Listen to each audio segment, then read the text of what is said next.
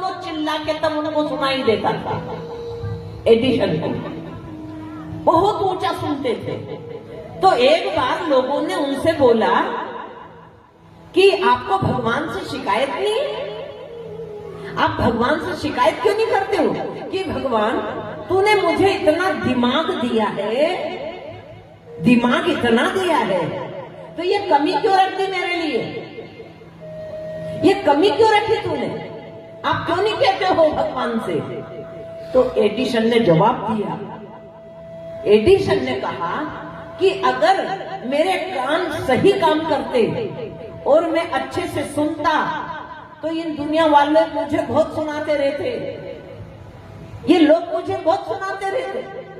अब मुझे सुनाई नहीं देता है, इसलिए जिसे सुनाई कम देता है याद रखना उसकी जबान भी कम चलती है, उसकी जबान भी कम चलती है, यानी कम बोलता है वो व्यक्ति। तो एडिशन ने कहा कि लोगों के दिलों की बात में सुनता, अगर काम अच्छे होते तो मैं स्वयं बिखर जाता।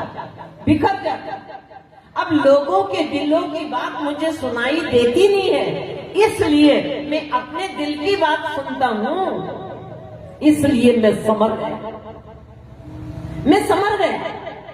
1000 आविष्कार किए हैं एडिशन ने। तो बात समझ में आ रही है कि शक्ति को अगर कहीं अच्छे लक्ष्य के लिए लगाया जाए तो सारी शक्ति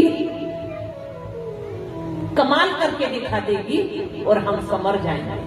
संसार को देखोगे तो बिखर जाओगे और भगवान को देखोगे तो निखर जाओगे, आप में निखार आ जाएगा। इसलिए हमें भगवान की तरफ लगना है।